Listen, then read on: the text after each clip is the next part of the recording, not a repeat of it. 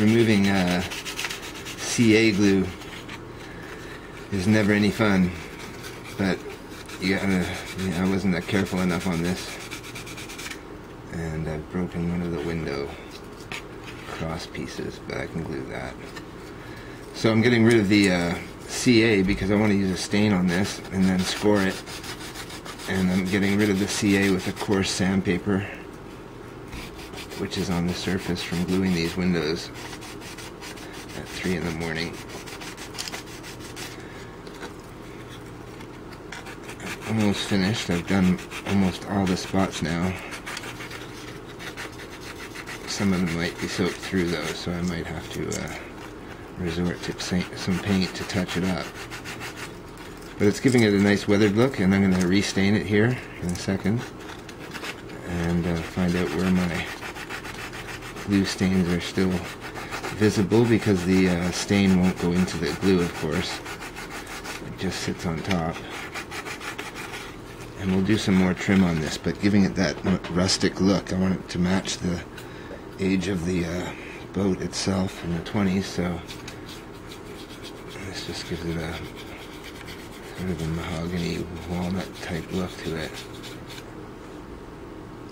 Now, it's never really going to be a true scale boat, but I'm going to try to make it as close as I can, and it does appear to be about O scale. You can see there where I haven't cleaned off the glue, how this doesn't stick to it. It looks quite unsightly. But there was glue spots all over this, and we'll let this dry overnight, and I can go back at it tomorrow and get the rest of the glue off.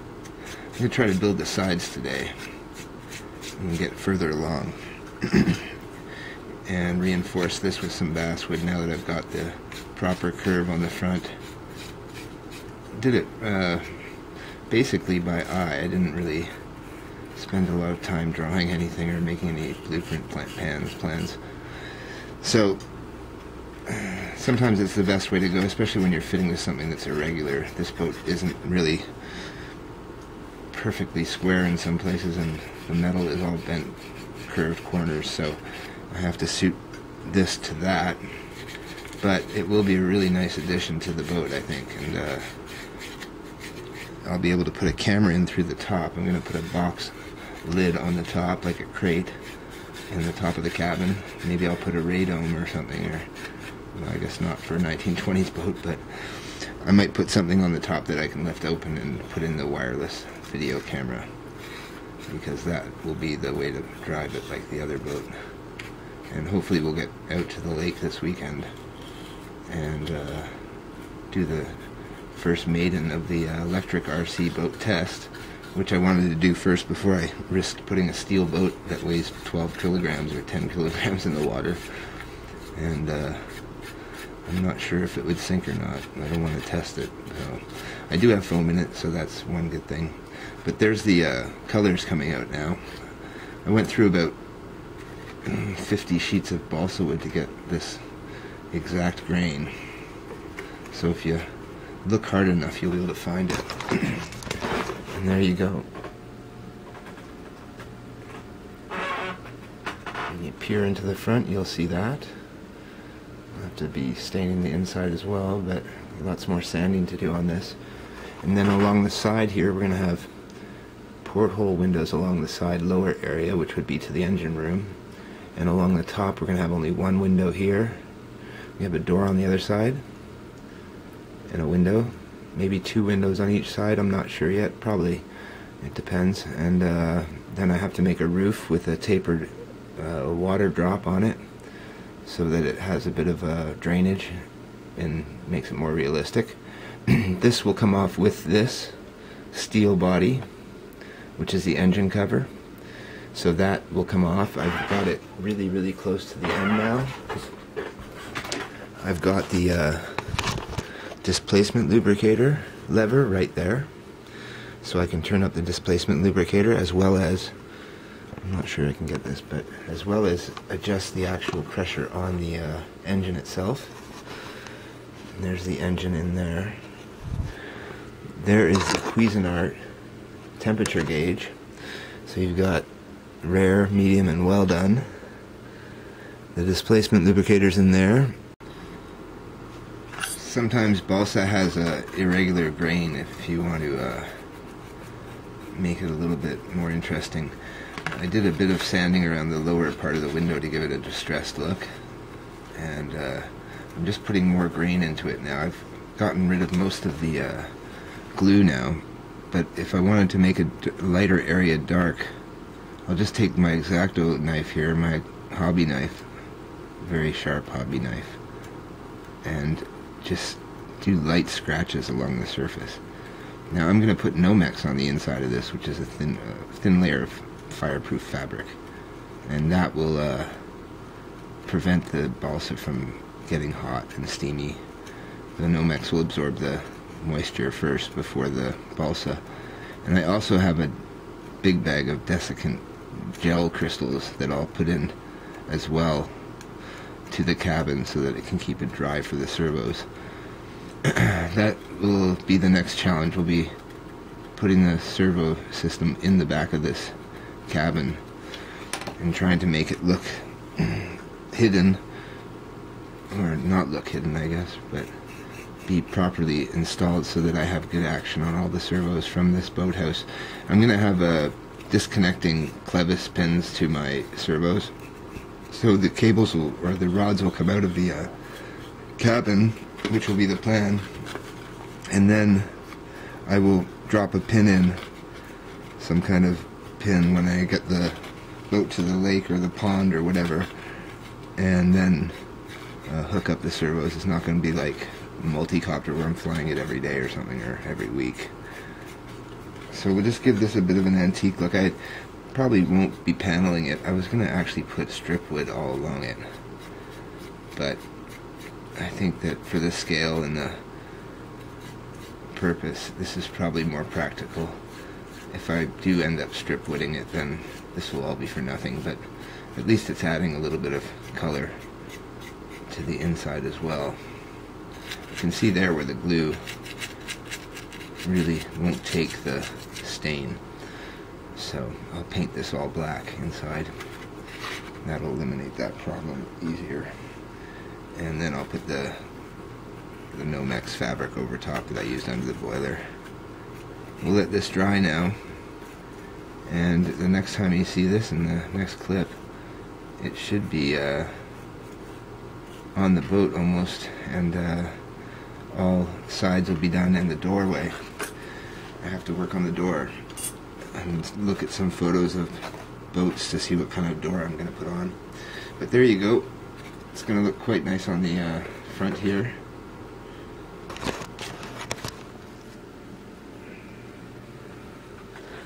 And about the right scale, I think.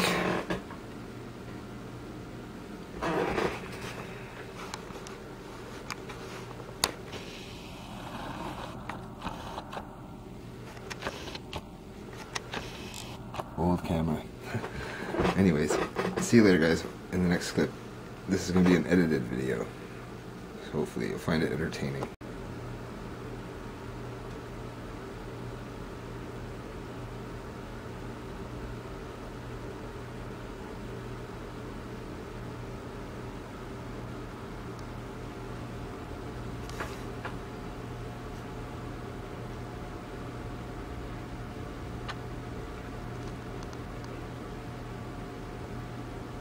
Still drying.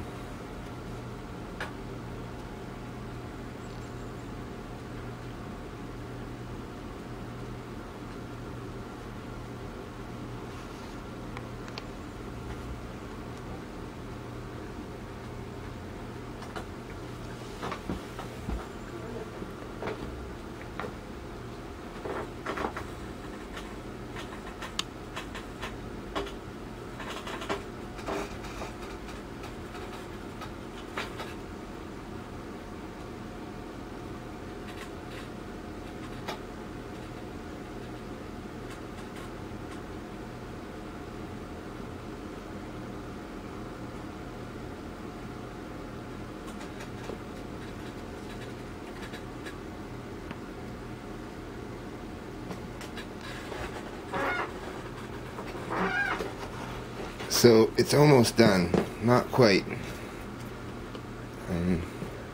Happy with the results.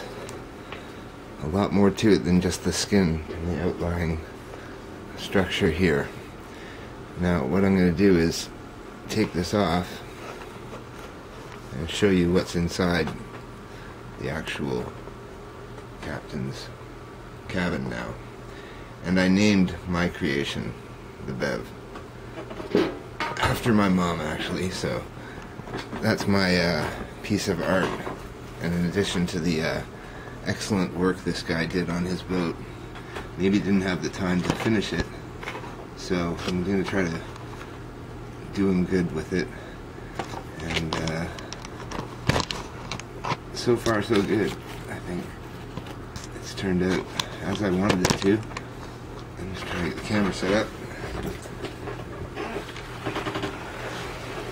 I'm using the lid here as the stand. I fixed the boat mounts to the roof, or the bottom of the lid of the box, which I fixed, and using that basically to hold the boat while I'm working on it, which has turned out really, really well. And then it works as a lid as well to the box, so it comes with a stand built into the box, which I think is a really nice addition to it.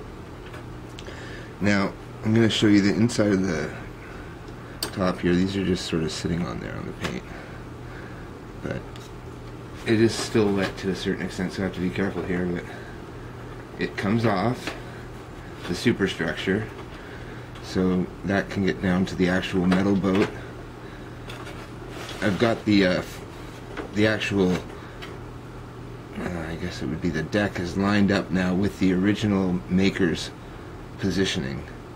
Before it was sort of overlapping at the back, and the reason for that was that it wasn't fitted forward on the downslope, which it had, and then I had to re-bend that so that it would fit into the back, and it clears all the pipes and everything, and the displacement lubricator, as you saw.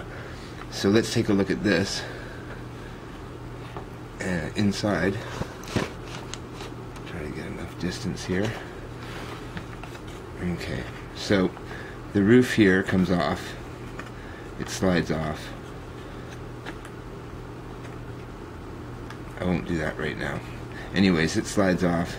Inside, I've lined it with nomex, which is a fireproof fabric, because it's going to be resting on the boiler here. So I wanted that to be fireproof and heat resistant. So that's all covered. The front of the boiler, where there might be hot water and steam and flame exhaust from the butane burner that I'm going to install, is covered by nomex so that the balsa wood won't catch on fire. And then I actually CA'd the whole inside of the balsa wood, so it's extra strong, and there's basswood, 3 layers of basswood in here, so it is quite a rigid structure. And I highlighted the windows. I only had a gold pen, so I used that, but maybe it'll look brass if I weather it properly. And scribed all the wood, and then stained it repeatedly, and did some damage to the front here, so it looked like guys were throwing equipment into the hold underneath, which has the canvas drop sheets covering the doorway to the water sight gauge. These little tires I got with the RC boat from France, and they were sort of out of place with the modern model, so I added them onto this model because they matched the old style tires, probably from about the same era, the 1930s or something. Staircase was sort of a compromise, but it worked out. It's a pegboard staircase, so that would be something of the period. They wouldn't bother building a proper staircase on a utility boat like this. This would be my servo mount, so I'll put one servo here, rudder here, throttle here. Have a short run to the back of the boiler where the throttle will be, and I'll be able to drop the bent wire into the throttle actuator, so that I'll have to disconnect that before I take off this structure. So this will come off with the metal structure eventually, but it is a really nice wedge fit with this fabric, so it's protected that way as well. Now this is the original roof that it had, and his effort was admirable. but I wanted to add something to this boat that would make it look a little bit special, and I'm going to be keeping this boat. That's why I put my mom's name on it, so NFS, I guess you'd say, and I'm going to use it and have fun with it. So I'm going to put this back on, and then we'll take a look at it once more.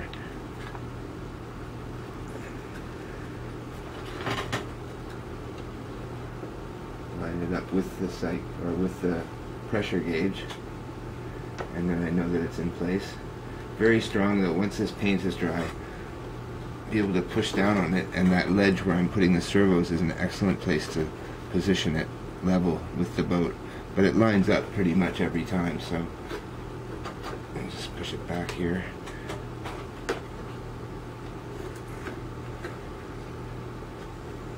I was going to turn it into the Raiders of the Lost Ark boat that was carrying the Ark, the Katinga boat, but I thought that would be a bit too much for an antique boat. It's already starting to look quite restored, so there we go. I think I'm done with that pretty much, except for when I get the servos. I'll be installing the servos, and that might require some modifications, but like I said, I can push down on this back plate here because it's nomex, and it's protected from the boiler, which is right here. So, and there's the engine again with the beef thermometer, rare, medium, and well. And we'll find out what temperature it likes in that firebox, and then it'll register on that gauge, and then we'll know what kind of fire temperature to expect. The needle itself is a calibration, so you don't really need a temperature. You just have to know where the needle is in the right position for the right amount of steam. So, and there's the engine, all tuned up, all faced. I found a bit of solder in the inlet pipe when I took it apart, so that was causing major problems for them. It had cut down the inlet stroke to about a third, maybe, or less. So I had to root that piece of solder out of the channel in the face of the valve. And once I did that, it was performing excellent. So I think this boat is almost ready for the water. First, the bathtub. Have a good day, guys. Jump in and do it. There's nothing that's more satisfying than building something yourself, or helping something along to make it look a little bit better, I think. And that gauge in there will be lit by a 1.5 volt or 3 volt Cree light that will be in the roof of the boat, so that will be covered as well. And I'll have a whistle. I'm adding a whistle to it.